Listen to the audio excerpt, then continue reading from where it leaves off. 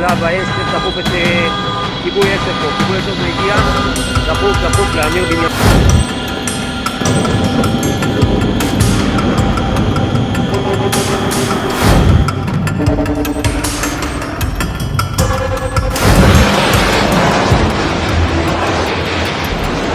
दोस्तों, इजराइल और ईरान से जुड़ी 3 बड़ी खबर निकली। एक खबर दुबई से, यूएई से भी आई, जिसने उसे पसीना पसीना किया। पहली को जो खबर है वो आपको दिखा रहा हूं।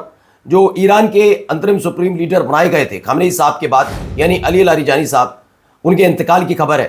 इस खबर में कितनी सच्चाई है, दावे में कितनी सच्चाई है, वो आज आपको दिखाऊंगा।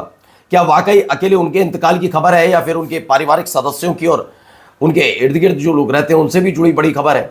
और वहीं अमेरिकन और इजरायली साजिश कैसे न केवल बेनकाब हुई बल्कि धराशायी हुई, वो भी आपको दिखाने जा रहा हूं। यही नहीं, इसके बाद इजराइल पर हमले और बड़े कर दिए ईरान ने।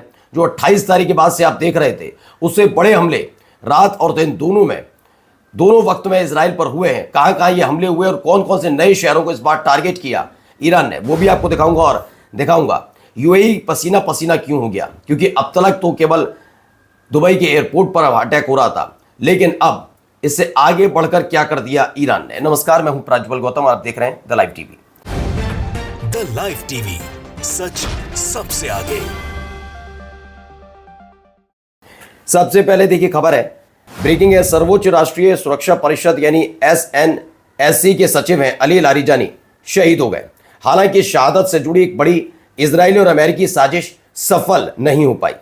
तेहरान के परदेस इलाके में अपनी बेटी के घर पर अमेरिकी और इजरायली युद्धक विमानों के हमले में अली लारिजानी, उनके बेटे, एक डिप्टी और कई अंगरक्षक शहीद हो गए। ऐसी खबर निकलकर सामने आ रही है। ये खामनेई साहब के इंतकाल के बाद दूसरी बड़ी खबर है। इससे एक दिन पहले हमने आपको खबर भी दिखाई थी कि कई और महत्वपूर्ण खबरें थी, जैसे योव गैलर्ट, उसके अलावा चीफ ऑफ स्टाफ जो इजराइल के, उनका हमले में मारे जाना।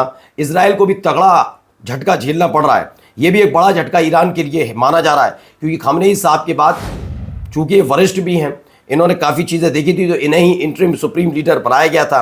अब ऐसे में जब खामनेई साहब के बेटे मुस्तफा खामनेई सुप्रीम लीडर बने, उसके बाद ये अपने उसी पुराने ओहदे पर लौटे थे। सर्वोच्च राष्ट्रीय सुरक्षा परिषद एसएनएससी के सचिव है अली लारिजानी। दावा है कि उनकी जगह नए लोग नियुक्त किए जा चुके हैं। नई पीढ़ी ने पूरी तरह से कार्यभार संभाल लिया है। युद्ध पहले से कहीं अधिक तीव्रता से जारी है। ये प्लान जो था वो प्लान आप समझ ही रहे हैं। Top leader, top politicians, top commanders, सबको खत्म करना और उसके बाद ईरान में तख्ता पलट का। खामनेई साहब के इंतकाल के बाद अमेरिका और इजराइल इस बात के लिए मुतमीन हो गए थे इसके बाद कि अब ईरान में सब कुछ बदला जा सकता है, लेकिन वैसा होता हुआ नजर नहीं आ रहा है। उसके फौरन बाद ही तुरंत ही नई पोस्टिंग हो गई थी, नए लोगों ने कार्यभार संभाला था और हमले जो थे इजराइल पर और अमेरिका के बेस पर बड़ी तेज रफ्तार से हो रहे थे।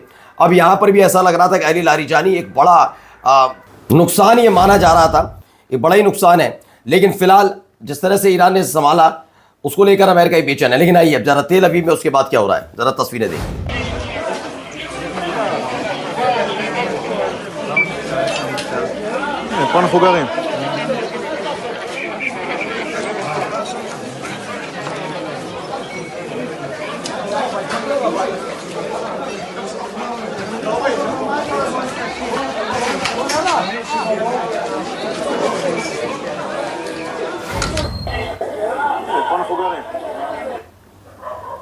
यहां से भी एक तस्वीर निकलकर सामने आई।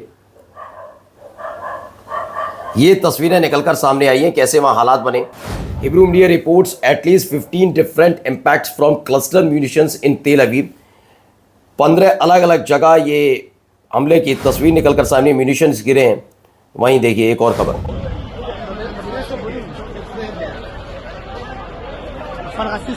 אשכרה ליד הבית שלי, מגדלי בסר. एक मल्टी स्टोरी बिल्डिंग है तेल अवीव में, उसे ईरान ने निशाना बनाया। यहां देखिए, ये एक तस्वीर ये निकलकर सामने आई।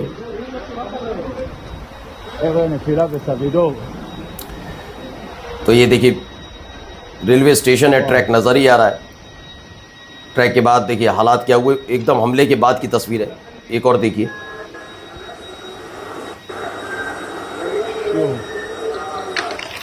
तो ईरान से अभी अभी हुए मिसाइल हमले ने तेल अवीव के सेविडोर रेलवे स्टेशन को भी अपनी चपेट में ले लिया। मिसाइल में मल्टीपल वॉरहेड गिरने से स्टेशन का एक हिस्सा प्रभावित हुआ।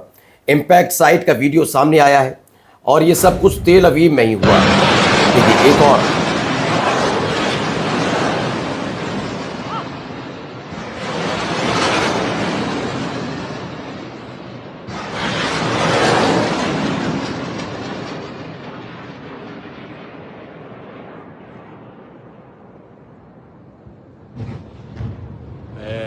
Okay. तो इसमें दावा Iran hits an air defence system in Tel Aviv. तेल अवीव में एक एयर डिफेंस सिस्टम को निशाना बनाया है। बड़ा ये हमला माना जा रहा है। अब तक जिस तरह की घटनाक्रम वहां पर घट रहे थे उससे बड़ा हमला ये अब तक का माना जा गया। आगे देखिए कुछ और तस्वीरें तेल अवीव से ही। Wow. Zaczekać się samemu. ये देखिए और अलग अलग वीडियोस निकल के बड़ी बड़ी बिल्डिंग्स है, खास तौर पर जो मल्टी स्टोरीज बिल्डिंग्स हैं अब उनको टारगेट किया जा रहा है ईरान की तरफ से। अली लारीजानी साहब की इंतकाल की खबर के फौरन बाद ये खबरें भी निकल कर सामने आई। अब देखिए Jest Miszupo? Jest po Miszu? Monika jest Sabinian. Kare Sabinian. एक और वीडियो इसमें देखिए 3-4 वीडियो है अलग अलग और ये तेल अवीव से निकली हुई तस्वीरें हैं। इसमें दावा है कि मल्टीपल क्लस्टर म्यूनिशंस इंपैक्ट इन तेल अवीव। तेल अवीव में एक के बाद एक हमले के बाद की ये तस्वीर है कि कैसे वहां पर हमला हुआ। चलिए अगली खबर दिखाता हूं आपको। यहां देखिए Wow. देख धुआं उठ रहा है। Zaczekać się samemu. तेल अवीव आउट ऑफ कंट्रोल कहा जा रहा है सिचुएशन। धुआं उठता हुआ आपको नजर आ रहा होगा। ये रिहायशी इलाका ही माना जा रहा है। देखिए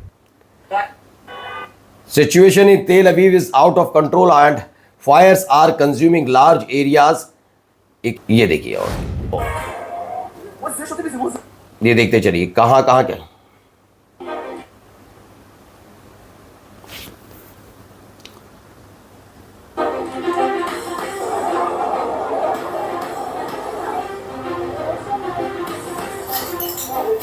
Jest Miszupo?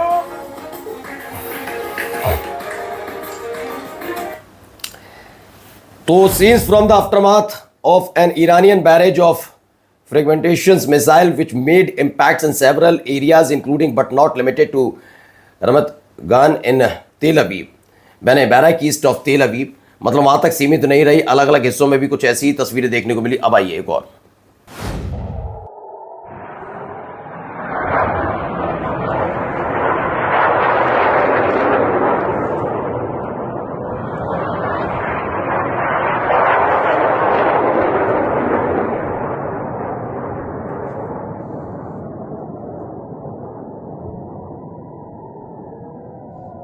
देखिए उधर से कुछ आ रहा है, उसे टारगेट करने की कोशिश हो रही है, लेकिन देखिए हुआ क्या।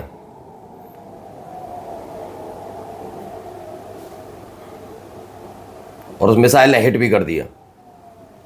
इस मिसाइल को रोक पाने में कैसे नाकाम रहे ये देखिए खुद ही। एयर डिफेंस सिस्टम ने काम तो किया इजराइल के अंदर, लेकिन उसे इंटरसेप्ट नहीं कर पाए और सीधे जाकर जो मिसाइल है वो रिहायशी इलाके में गिर रही है। देखिए ये भी एक सीसीटीवी फुटेज।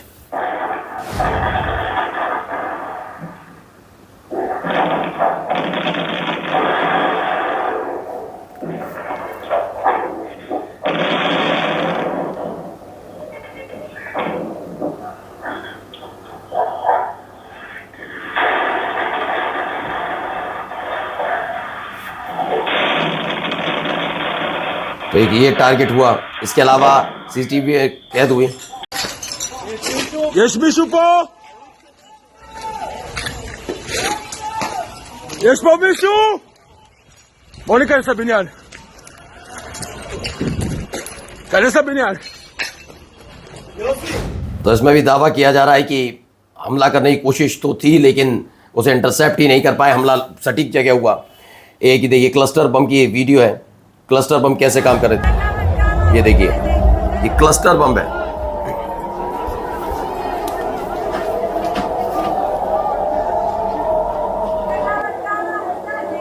तो तेल अवीव के एयरबेस पर ये क्लस्टर बम गिरे, तो वहीं दुबई में एक और हमला। वो इंटरसेप्टर दाग रहा है, लेकिन जिस तरह से बैलिस्टिक मिसाइल ईरान ने दागी हैं उस पर ज्यादातर उसे हिट नहीं कर पा रहा।